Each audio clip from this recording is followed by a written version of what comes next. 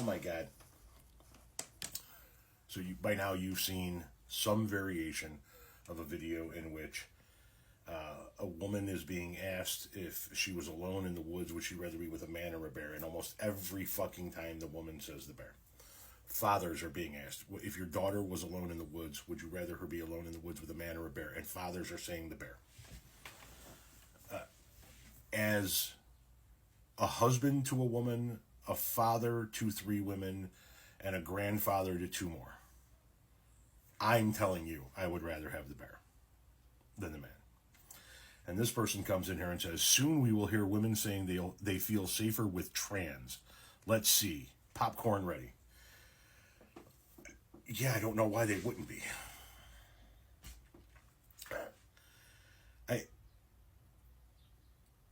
So you're clearly not understanding what women are saying when it comes to this subject. I think, and it's just a thought, I think I understand, and I'm going to try and voice that here in just a second. But let's touch on the trans part.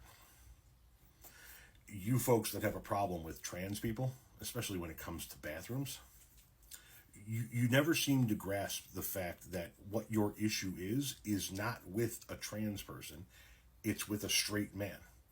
Because what you keep saying is, if we allow trans people to go in the bathrooms that they identify with, then sooner or later a man is going to put on a dress and go attack women. Right, not a trans person, the man. The man in the man and bear scenario. You guys yourself say how much you don't want your daughter around men.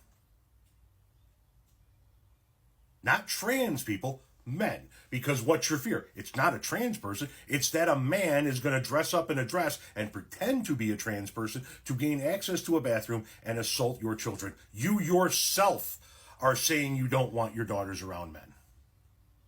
And you can't see it.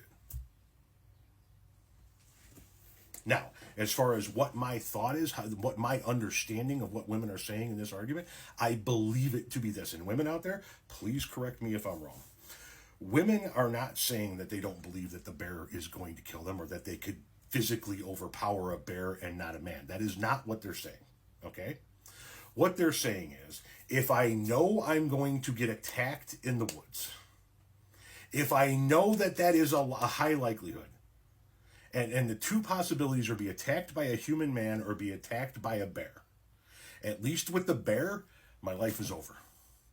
I get attacked, I get eaten, it's over with. With the man, I have a lifetime of fucking trauma to deal with after what he does to me. That is what I believe they're trying to get across to all of us men. Is that it is worse to be attacked by a man and survive and have to live with that kind of trauma for God knows how many fucking decades, fucking them up in the head for God knows how many different ways, in God knows how many different ways, for God knows how fucking long, instead of just having it be over with by the bear. In other words, I would rather have a quick, boom, done, I've been eaten death with the bear, rather than being tortured and have a life of trauma from the man.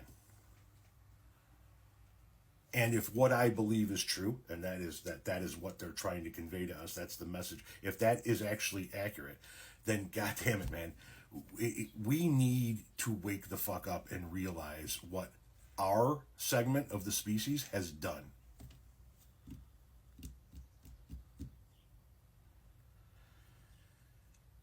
And you know, it's not just in the form of SA. It's not just in the form of grape, as they say on here, in order to not get kicked off. It's in every facet of life. Prime example, my wife and I have the same general practitioner, the same guy, the same general doctor. We use him to basically gain access to all of the various specialists that we need, right? She goes in and says she has X, Y, and Z, and he goes, you should be happier, you should work harder, you should lose some weight, you should do this, you should do that. I go in and say, I got the exact same stuff. Here's the medication that you need. Our cardiologist, as an example.